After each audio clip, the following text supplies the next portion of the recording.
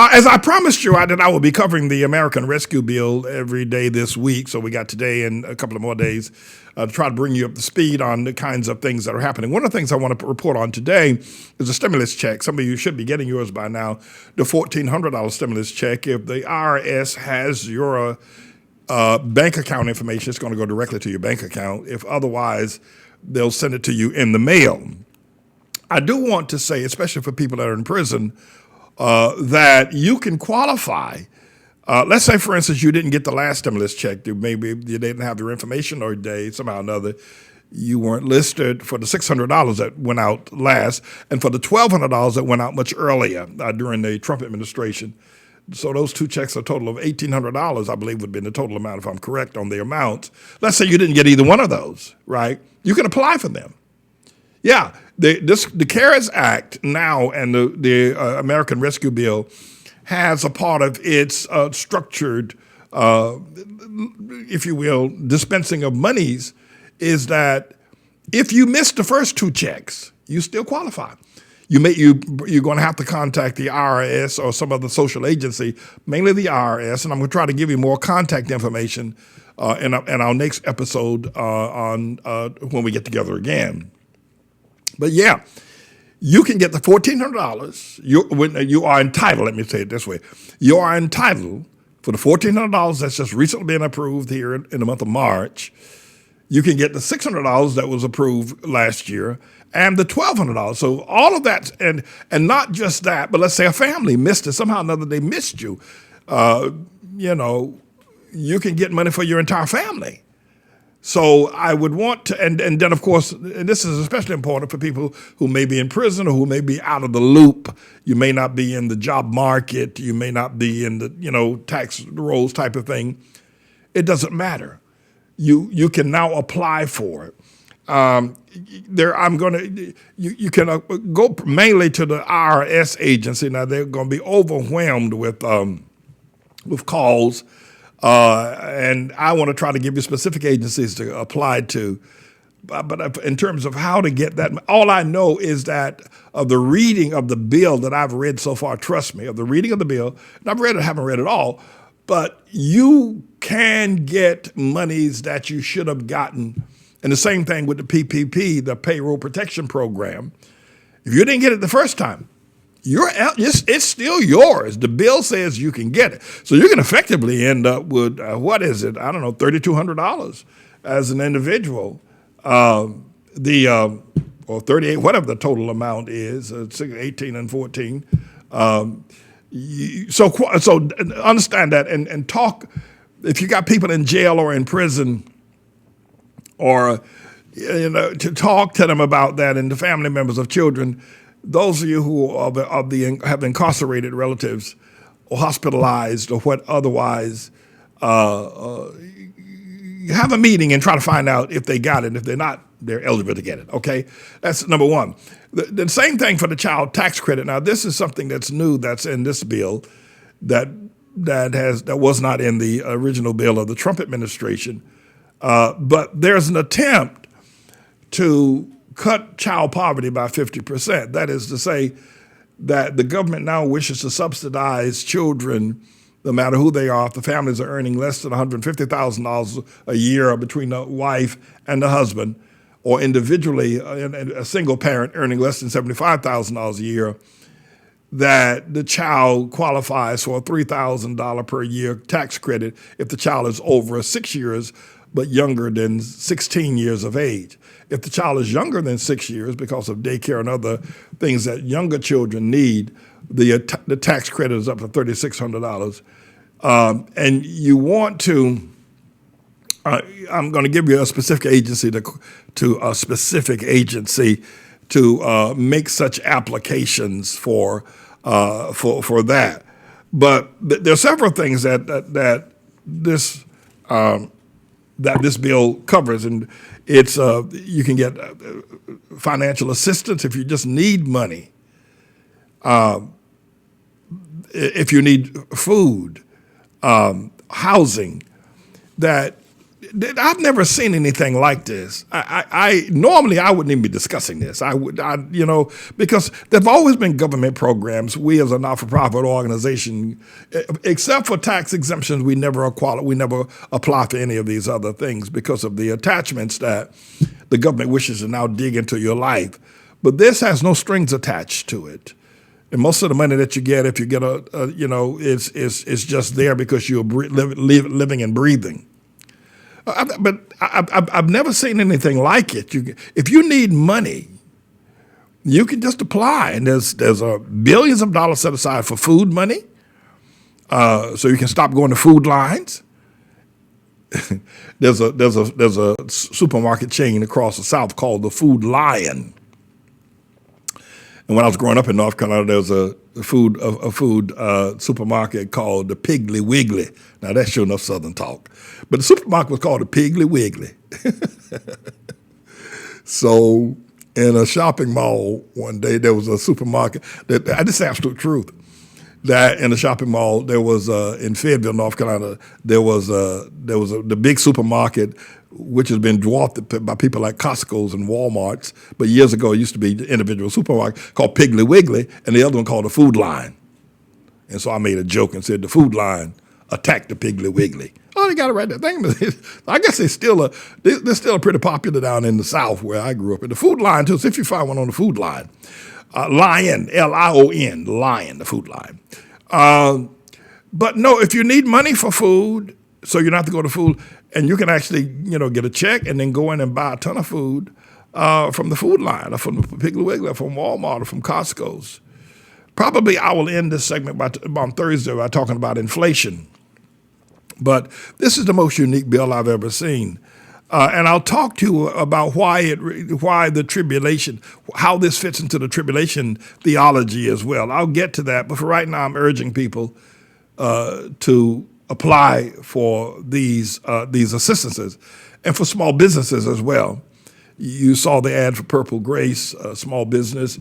Elder Paul McFarquhar got Paul's Discount, small business, and there are others as well that you can get a small business loan to upgrade your business, or to pay back salaries, or to if there's been a loss of income over the past year, that income can be go to the Small Business Association and they'll give you money.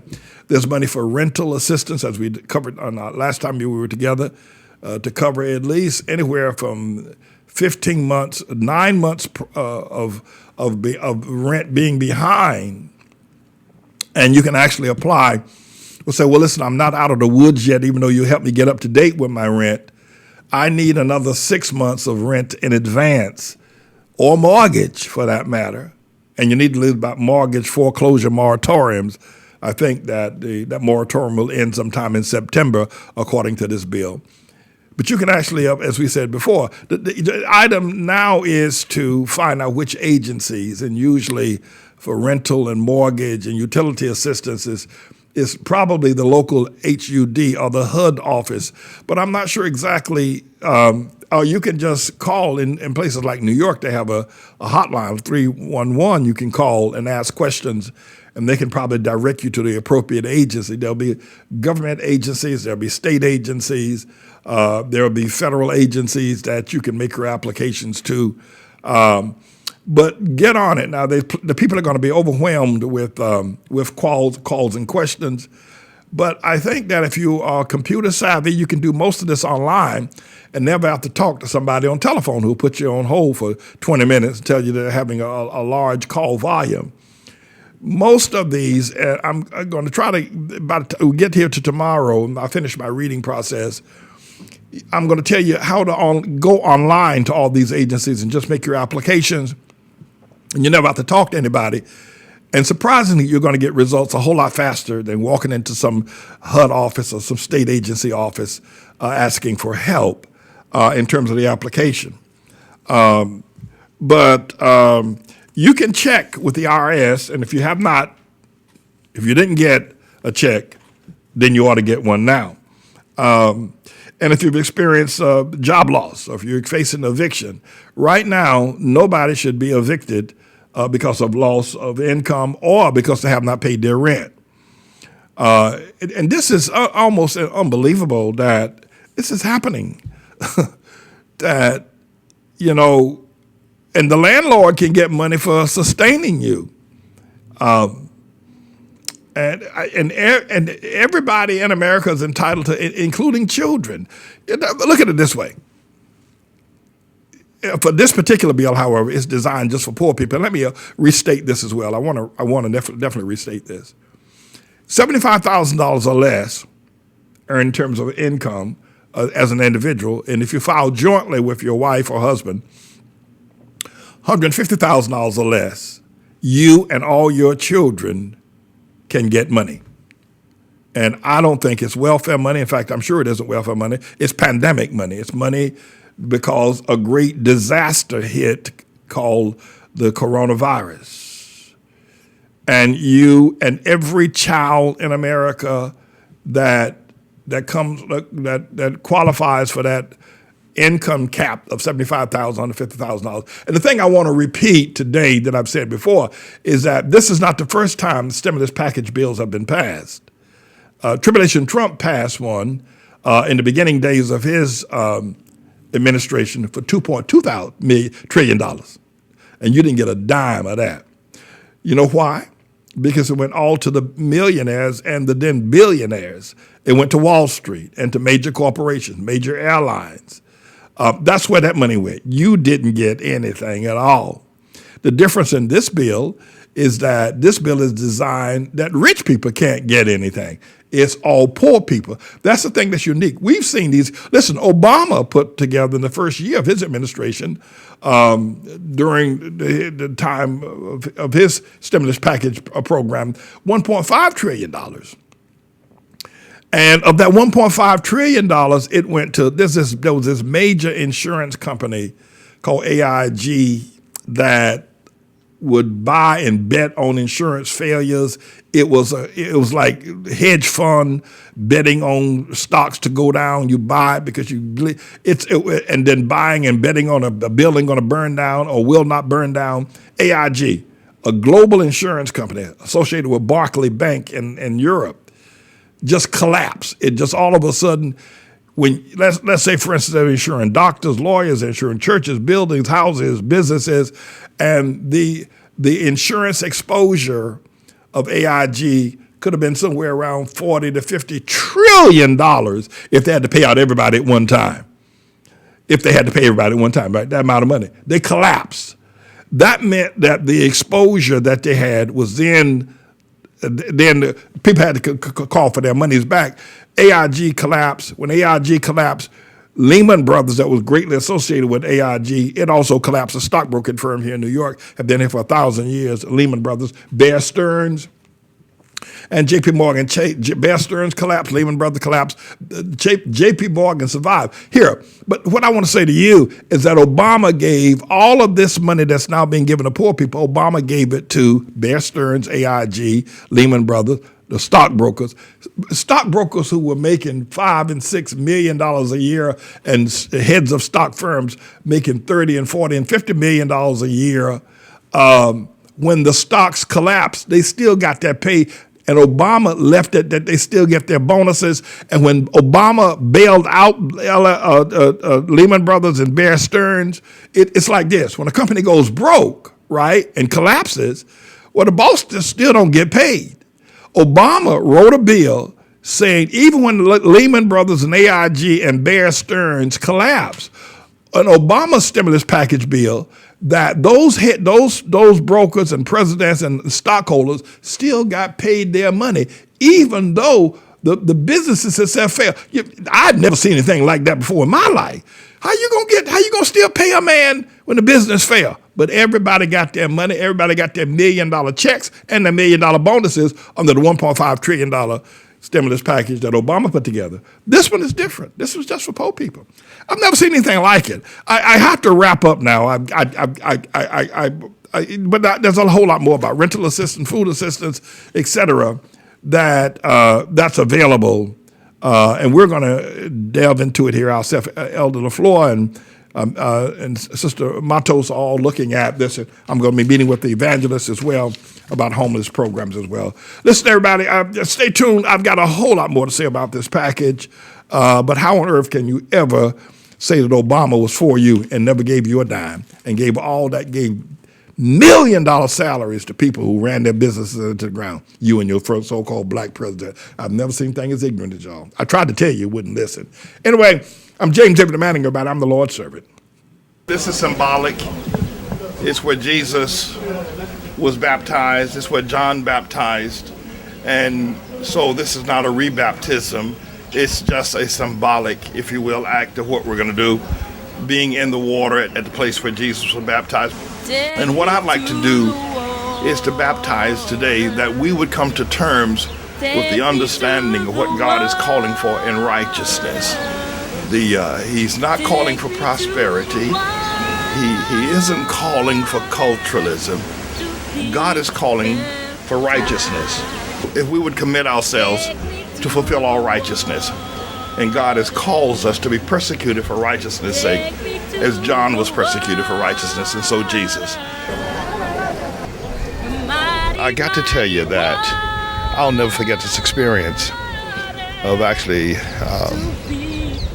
stepping in the water where Jesus were baptized, and where John has baptized so many people. This is such a historic and a powerful, powerful sight. Just to touch the water was so critical. And I'm glad that people got baptized to have that experience. It was a safe experience and a great experience. I'm not even going to change my clothes. I want to just stay in baptism mode until I get back to the hotel. So that's what I want to say. All right. This has been live from the Jordan River. God bless you all. Peace.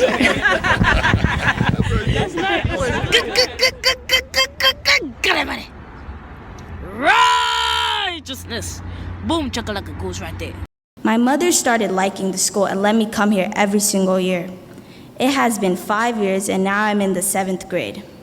I still love this school. It has taught me a lot of things about the world and all around it, and let me see things I've never seen before, like me participating in the history fair last year.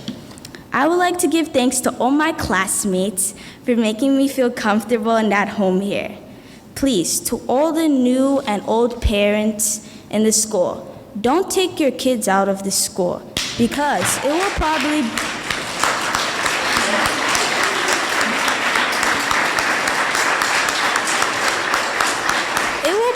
be the biggest mistake you've ever made. No matter what type of child you have, this school will shape it into a world's leader. So do yourselves a favor. Oh my goodness. Okay. So do yourselves a favor and keep your kids here till they graduate, and it will change yours and your child's life. Peace and blessings. Over the years, we have served more than 1 million meals to hungry bellies and hungry people here in the Harlem community. And I wanted you to be able to see that. I want you to see our involvement with youth, our summer youth programs, our courtyard being used as a place where children can be safe, guarded, and protected as they have their miniature swimming pools. And a safe place for children to eat that is guarded, that is protected by our own sense of security, and the wholesome and fresh meals that we serve. We wanted you to be able to see the mission of this church, and we've been doing this for years. Just recently, one of our members, more than a 30-year member of this church, but it hasn't, not one that that you would probably find as members of some other churches with their nose stuck up in the air. But her father is now close to death or very sick in the state of South Carolina. And I said to her, well, because she doesn't have money, I said, we will buy you a bus ticket, a round trip bus or train ticket for you to travel to South Carolina to be with your father in this time of pandemic. There's very little funding around. There's sickness everywhere. And the thing that just blew me away was she said, as she was talking to Elizabeth, she said, but how are you going to do that? To pay for me a round trip ticket? to travel and give me expense money. And because Pastor Manning has to feed the children, he has to educate the children, he has to buy school supplies for them, he has to pick them up in the mornings and take them back. And then he's got the ministry he has to take care of, all the bills of running the church, of keeping a major house like our house operational, keep the lights on, how are you going to be able to do that? And she was almost reluctant to take the money because she felt that it would be better served by feeding the children. We gave it to her anyway. But we want you to know that we do a work in this community. There have been a lot of lies told on us. And it's almost unimaginable why some of the people that have lied on us. But I can tell you behind all of it is the LGBTQ community. They don't want us to be successful, but we are, and we're going to continue to be successful in serving the meals that we're serving and serving the people that we are. And the LGBTQ community will not take us down. They are not going to take our church. Yet they've defamed us. They've written ugly newspaper articles about us. They've marched against us. They've done a whole lot of ugly things. But you see what we have done, and that's not even the half of our service to children and to the needy in terms of our homeless shelters and the things that we've done over the years. And we will continue. And probably the lies and the smears and the ugly newspaper articles and the wicked spirits and the so-called I ain't for the black man, that is not going to go away. I don't expect it to go away. I don't.